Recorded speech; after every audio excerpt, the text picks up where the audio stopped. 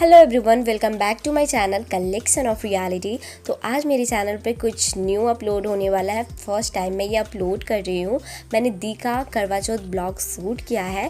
तो दी ने कैसे कैसे पूजा की, वो कैसे तैयार हुई थी, क्या लुक था उनका, वो सब आपको इस वीडियो में देखने को मिलेगा। सारा कुछ है करवा चौथ में जो होता है वो सब इस वीडियो में आपको मिल जाएगा। तो देखते हैं दी ने पूजा कैसे की। दी आपको बताएगी कि उन्होंने पूजा कैसे की और पूजा में क्या क्या लगा और कैसे ये पूजा स्टार्ट हुई। तो स्टार्ट करते हैं वीडियो एंड देखते हैं ये ब्यूटीफुल दी करवा चौथ ब्लॉग। हेलो फ्रेंड्स, तो आज मैं आप लोगों को करवा चौथ के बारे में बताऊंगी कि कैसे मैंने ये पूजा किया और कैसे मैंने ये लुक लिया और पूजे में क्या क्या सामान लगा। तो आप लोग को मैं दिखा रही हूँ ये वीडियो में। तो आप लोग देख रहे हैं कि मैं यहाँ पे दिया जला रही हूँ। पहले मैंने तो यहाँ पे एक लाल कपड़ा बिछाया, उसके ऊपर करवा माता का पिक्चर डाला, फिर उनके ऊपर चुंदरी डाली, माला पहनाया, पूरा डेकोरेशन किया, फूलों से सजाया। फिर मैंने जो प्रसाद होती है 5 तरह का फल, मिठाई, सारा कुछ एक प्लेट में रखा और एक चौमुख दिया जलाया जिसमें हमने घी का दिया जलाया हुआ था और अगरबत्ती हो गई आपको। और हम लोग जैसे हम लोग 2 आदमी मिलके पूजा कर रहे थे तो हम लोगों ने 2 करवे भरे। उसके बाद हम लोग को सांझ में डूबते हुए सूरज को भी अर्घ देना पड़ता है, तो उनको जल देने के लिए हम लोगों ने 2 करवे में पानी भर लिया था। और सारे इंतजाम के लिए एक प्लेट में हमने अरवा चावल, हल्दी, कुमकुम और बाकी कुछ रख लिया था हमने। तो हम लोग बस पूजा की वही तैयारी कर रहे हैं।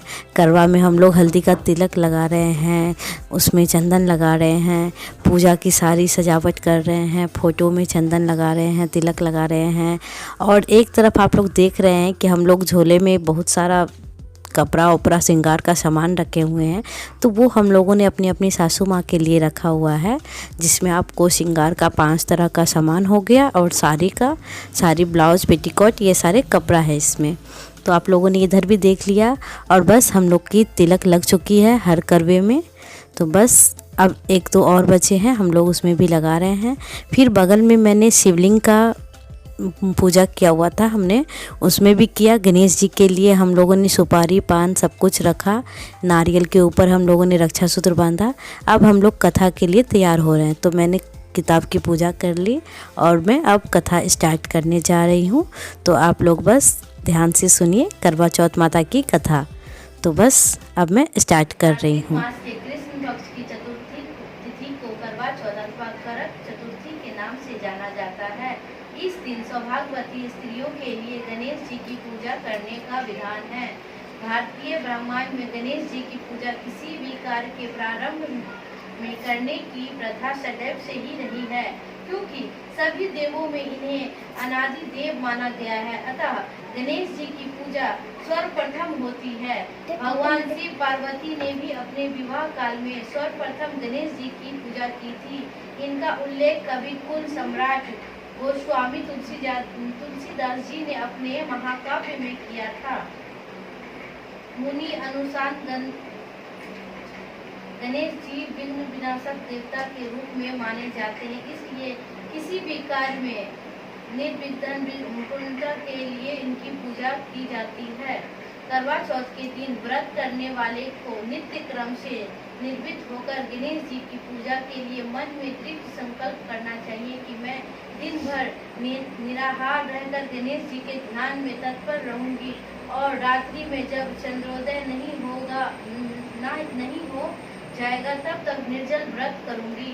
व्रत के दिन सायकाल में घर की दीवार को गोबर से लीपकर उसके ऊपर गेरू की स्याही बनाकर उसे गणेश जी, पार्वती जी, शिव और कार्तिकेय आदि देवों की प्रतिमा बनानी चाहिए। साथ ही एक वट वृक्ष, बरगद का पेड़, मानव की आकृति बनाकर दिखानी चाहिए। उस मनाकृति के हाथ में छन्नी भी होनी चाहिए। पास में उदित होते हुए चांद की आकृति भी उस दीवार पर चित्रित करनी चाहिए। पूजन काल में उस प्रतिमा के नीचे 2 करवे, तांबा, पीतल, मिट्टी आदि के निर्मित एक विशेष प्रकार का पात्र, जिसे सिरे पर जल से गिराने के लिए एक टोही लगी रहती है, जल भरकर रखना चाहिए। उस करवे में गले में कलावा लपेटकर सिंदूर में रंगाना चाहिए और उसकी चोटी में सरई एक प्रकार का सीख लगानी चाहिए। तदंतर करवे के ऊपर चावल से भरा हुआ कटोरा रखकर सुपारी भी रखनी चाहिए। नैवेद्य के रूप में उस पर चावल का बना हुआ लड्डू, आटे आदि, घी, शक्कर मिलाकर बना हुआ लड्डू, जिसे के शक्कर पिंडी भी कहते हैं, रखें।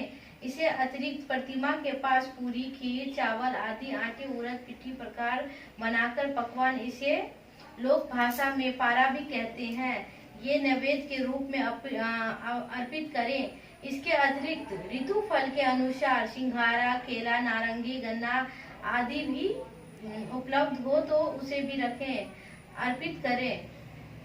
कथा के अंत में पूर्व में स्थापित उन करवों को दाहिनी ओर से बाईं ओर रखें और करवे को दाहिनी ओर से घुमाकर स्थापित कर दें। इस प्रक्रिया को लोक भाषा में करवा फेरना भी कहते हैं।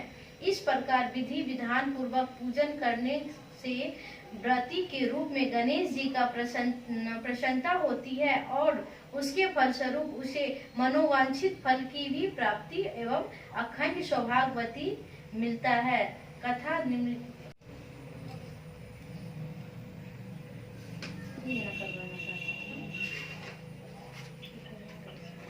किताब है ना, पता नहीं चलता। ये है ना साहूकार वाला, सबको पढ़े। करक चतुर्थी, करवा चौथ। मानवता कहने लगे कि जिस समय अर्जुन इंद्र नीलगिरी पर्वत पर तप के लिए चले गए तो उनके पीछे द्रौपदी खिन्न मन होकर चिंता करने लगी कि अर्जुन ने बड़े कठिन कर्म का प्रारंभ कर दिया है, किंतु विघ्न डालने वाले शत्रु अनेक है। इस प्रकार चिंता करके कृष्ण जी से सब विघ्नों के नाश करने का उपाय पूछने लगी। द्रौपदी ने कहा कि हे स्वर्ग जगत के नाथ, आप मुझे ऐसा व्रत बताने की कृपा करें जिसके करने से सभी विघ्न नाश हो जाए।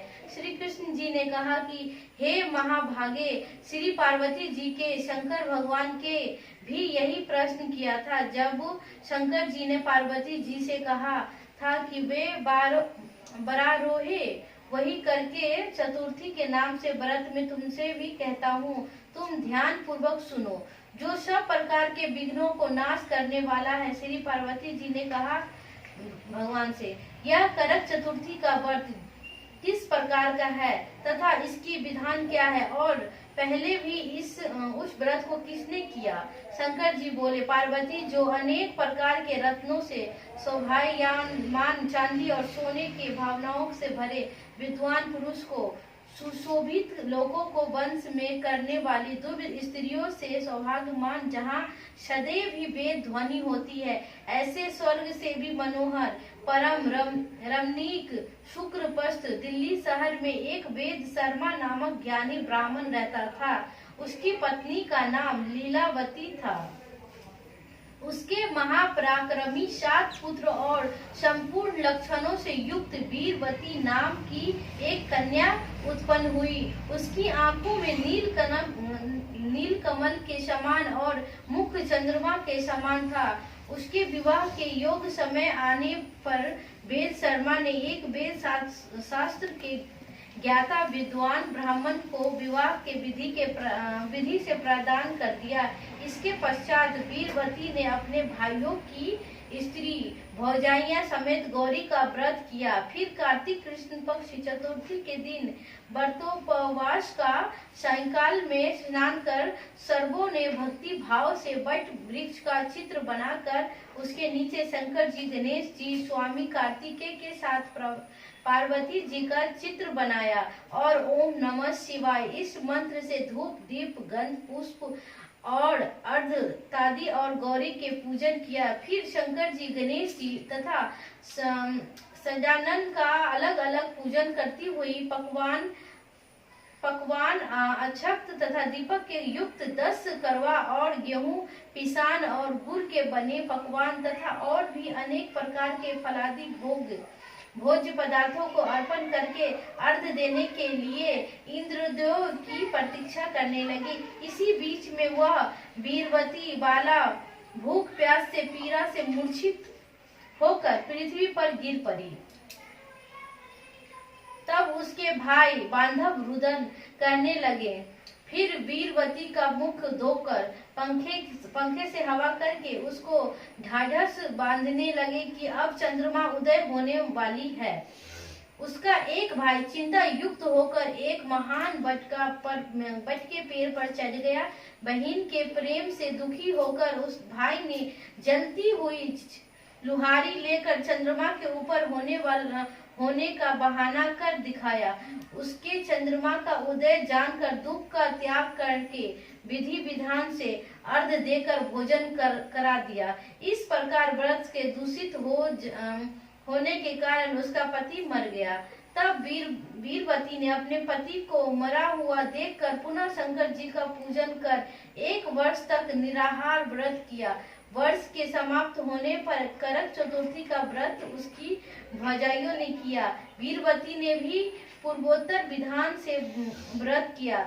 जब उसी दिन देव कन्याओं के साथ इंद्राणी वहां करक चतुर्थी का व्रत करने के लिए स्वर्ग लोक से आई और वह वीरवती के पास में चली गई। तब वीरवती से इंद्राणी से सब बातें पूछी। वीरवती ने कहा, अब मैं करक चतुर्थी का व्रत करके अपने पति के घर पर आई तो मेरा पति मृत्यु से प्राप्त हो गया। मैं नहीं जानती कि किस पाप के कर्म से मुझको यह फल मिला। हे महेश्वरी, हमारे भाग से आप यहाँ आ गई हैं, सो मेरे पति को जीवित करके मुझ पर कृपया कीजिए। इंद्राणी ने कहा, हे शुभे, गत वर्ष जो तुमने पति के घर में करक चतुर्थी का व्रत किया था, जो बिना चंद्रमा के उदय हुए ही तुमने व्यर्थ अर्घ दे दिया, इसी व्रत दूषित हो गया, तुम्हारे पति की मृत्यु को प्राप्त हो गया। अब तुम यत्न से साथ इस करक चतुर्थी का व्रत करो। तत्पश्चात इस व्रत के पश्चात से मैं तुम्हारे पति को जीवित कर दूंगी। श्री कृष्ण कहने लगे कि हे द्रौपदी, इंद्राणी के वचन को सुनकर वीरवती ने विधान पूर्वक इस व्रत को किया। इस प्रकार उसको करक चतुर्थी व्रत करने से इंद्राणी ने प्रसन्न होकर जल के द्वारा अभिसिंचन कर उसको पति को जीवित कर दिया। वह देवता के समान हो गए। इसके पश्चात वीरवती अपने पति के साथ घर आकर आनंद करने लगी। वीरवती के व्रत के प्रारंभ से उसका पति धन्य धान पुत्र तथा आयु से प्राप्त हुआ। इसलिए तुम भी इस व्रत को यत्न पूर्वक करो। सूत जी कहने लगे कि हे स्त्रियों, इस प्रकार श्री कृष्ण के वचनों को सुनकर द्रौपदी से इस करवा चौथ के व्रत को किया, जिसके प्रारंभ में संग्राम ने कौरवों को जीतकर संतुलनीय राज्य से प्राप्त किया, जिससे उनका सब दुख जाता रहा।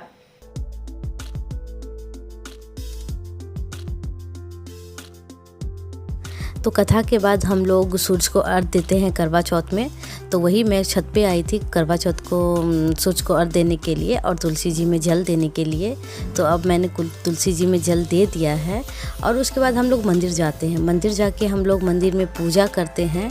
पूजा करने के बाद आप देख रहे हैं मंदिर में मैंने चारों बगल अपने सारे भगवान जी का पूजा कर लिया। आप लोग देख रहे हैं बीच में मेरा बेटा ने एंट्री किया है।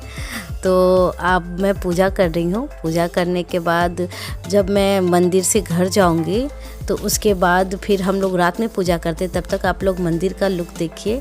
मंदिर ये हमारे ही सोसाइटी की मंदिर है और उस शिवलिंग का ये जो हुआ बीच में पूजा कर रही हूँ, मैं फूल दे रही हूँ। तो अब आप लोग पूजा के बाद आप पिक्चर्स देखिए और इस चैनल को ज़रूर सब्सक्राइब कीजिएगा, कलेक्शन ऑफ रियलिटी। तो आप लोग पिक्चर्स देखिए।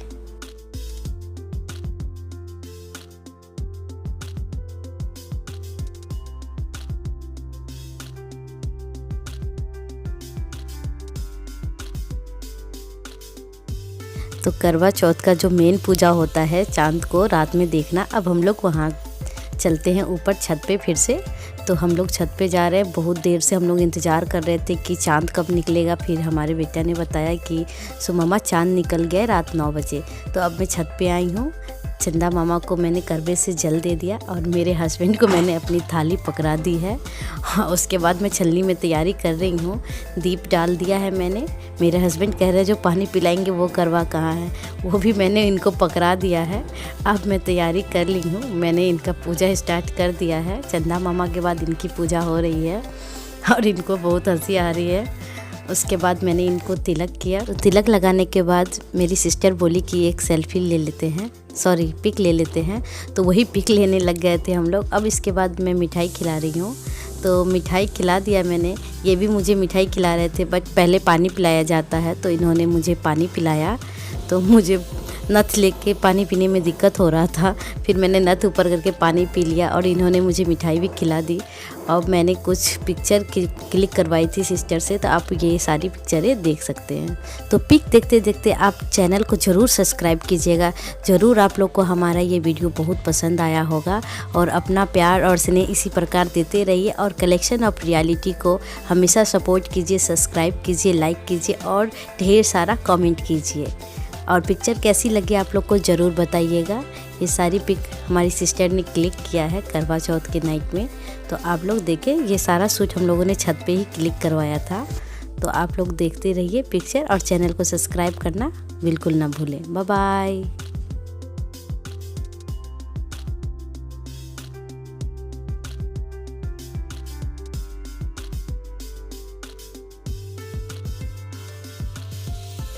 तो आप लोगों ने करवा चौथ का पूरा पूजा देख लिया।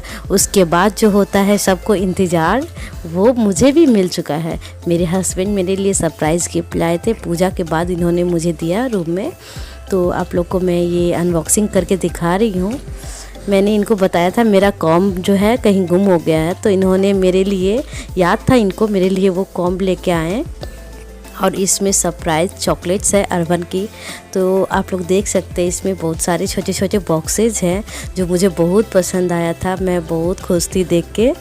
बहुत सारे इसमें बॉक्सेज हैं, तो आप लोग देखिए और हैप्पी करवा चौथ। Bye bye.